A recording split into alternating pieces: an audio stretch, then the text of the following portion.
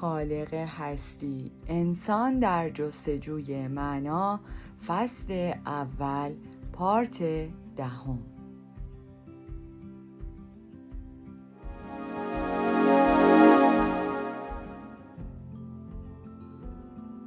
اما آیا می توانستیم باور کنیم؟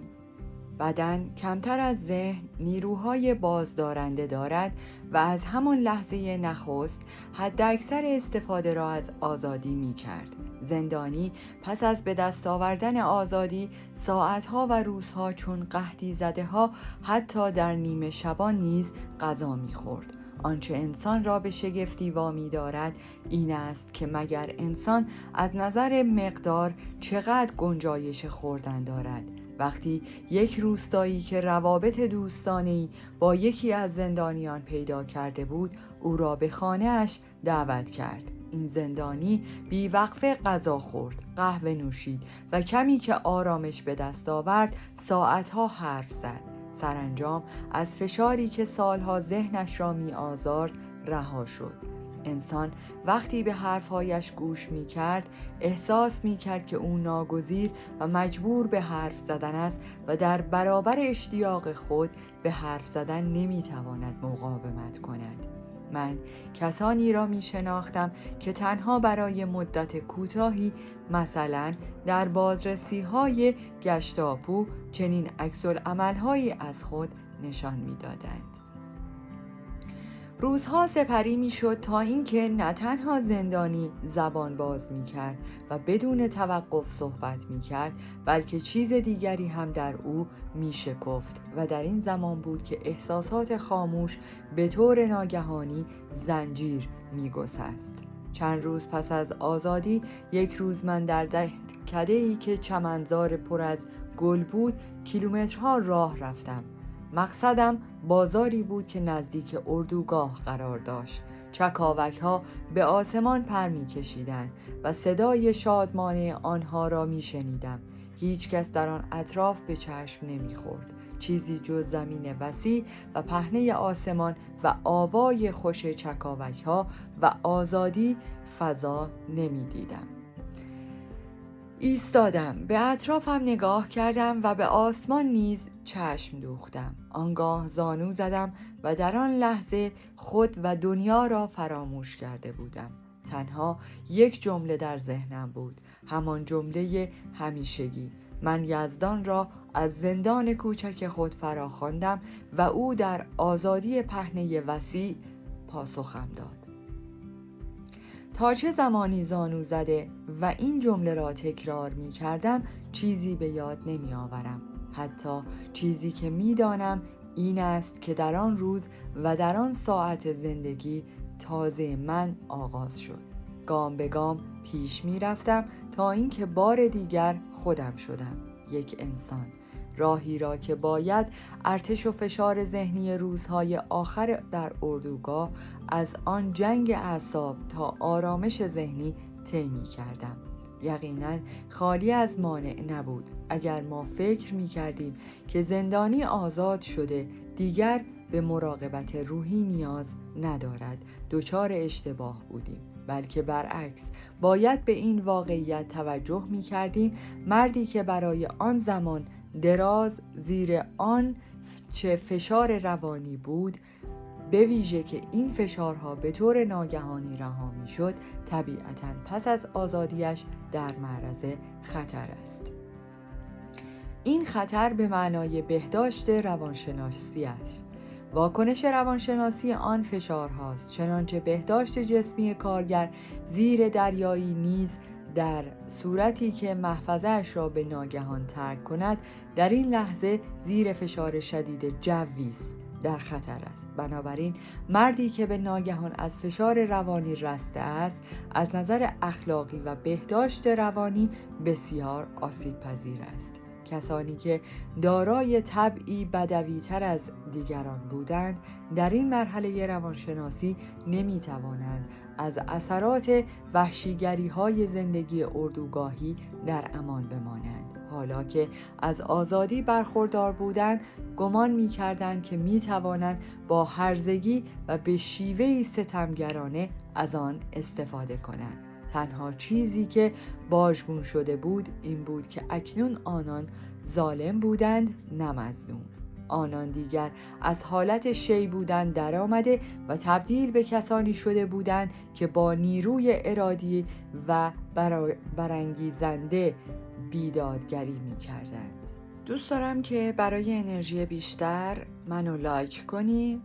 اگه این کانال رو نداری سابسکرایب کنی و اونو با دوستان خودت به اشتراک بذاری و در قسمت کامنت ها برام هم بنویسی که چه کتابی میخوای خونده بشه، هم نظرات عزیز و ارزشمند تو برام بنویسی.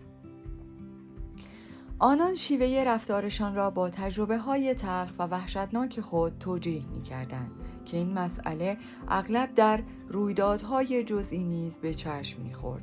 چنانچه روزی با دوستی از مزرعه‌ای دست در دست می‌گذشتیم و به سمت اردوگاه می‌رفتیم، ناگهان به مزرعه گندم سبز رسیدیم.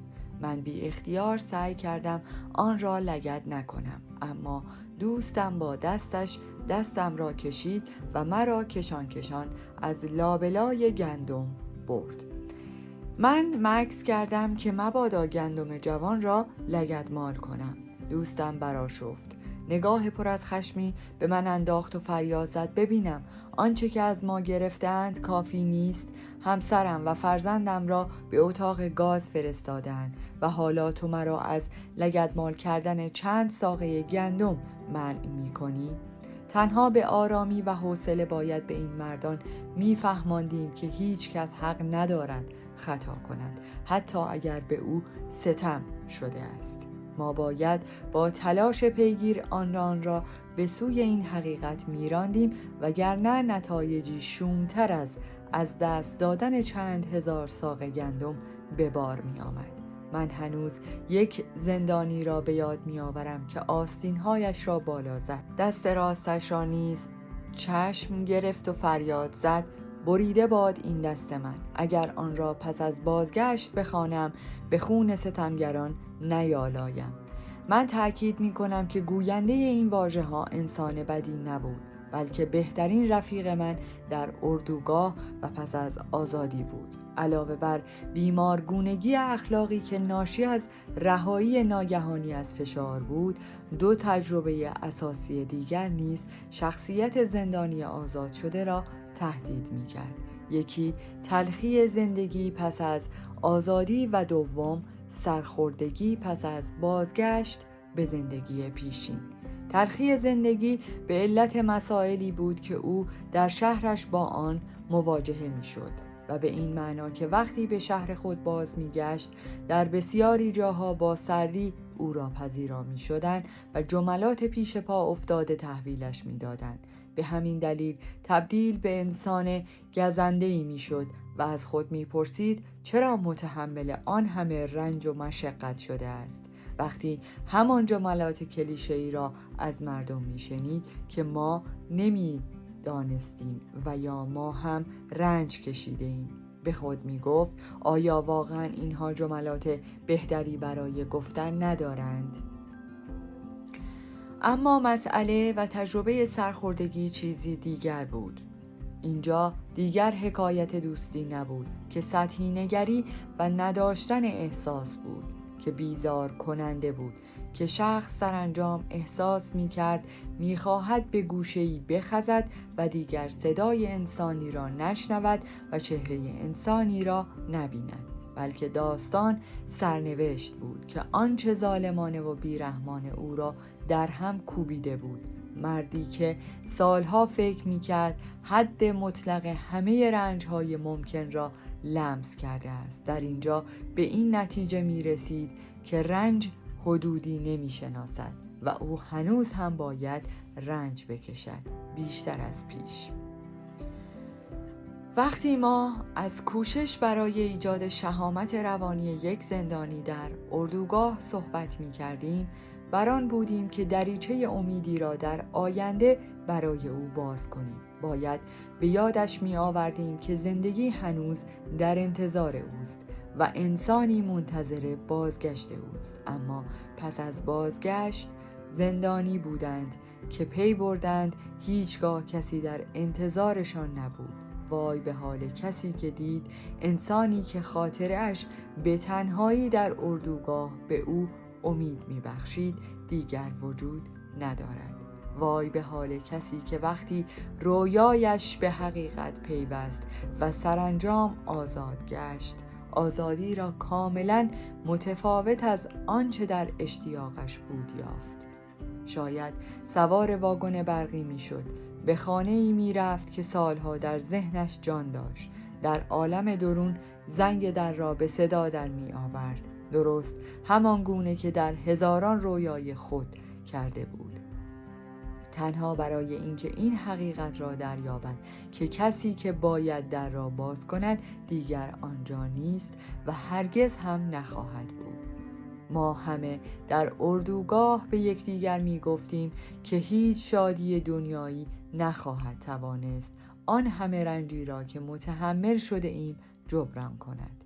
ما به شادمانی روزگار آزادی دل نبسته بودیم و این امید نبود که به ما شهامت می بخشید و به رنجهای ما، فداکاریهای ما و مردن ما معنا می بخشید. اما برای غم و اندوه هم دیگر آمادگی نداشتیم. این سرخوردگی که در انتظار شمار زیادی از زندانیان بود، تجربه‌ای سخت بود که پشت بسیاری را به خاک رساند و برای یک روانپزشک دشوار بود که به آنان کمک کند تا بر احوال غمزده خود چیره شوند. اما این هم نباید موجب دلسردی روانپزشک شود. برعکس باید انگیزه‌ای تازه به شمار آید. برای هر زندانی از بند رسته روزی فرا می رسد که وقتی به دوران اسارت خود می نگرد و تجارب اردوگاهی را نیز زیر و رو می کند، باور نخواهد کرد که چنان روزگار دشواری را تحمل و سپری کرده است. همچنان که سرانجام روز آزادیش فرا رسید و همه چیز در نظرش چون رویای زیبایی بود، روزی هم فرا خواهد رسید که تجربه های اردوگاهیش چون کابوس رنجش خواهد داد. این تجربه های گرانبها برای مردی که به سوی خانه‌اش گام برمی دارد احساس شگرفی می آفریند که پس از آن همه رنجی که جان و روانش متحمل شده دیگر چیزی نبود که او از آن بترسد مگر خدا.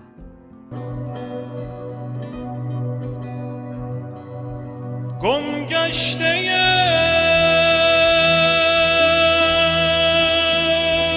دیار محبت کجا روم،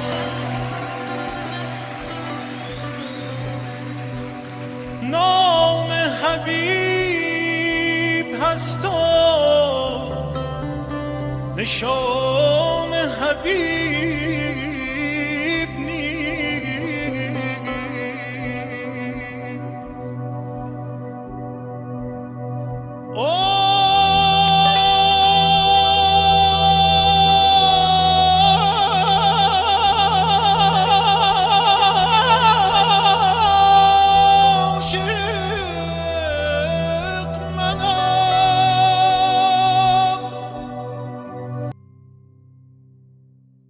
در پایان از شما دوستان عزیزم میخواهم برای حمایت بیشتر ما کانال ما را به دوستان خود معرفی کنید. برای انرژی بیشتر ما رو لایک کنید و برای ادامه پرقدرت‌تر سابسکرایب. تا درودی دیگر، درود و 200 بدرود.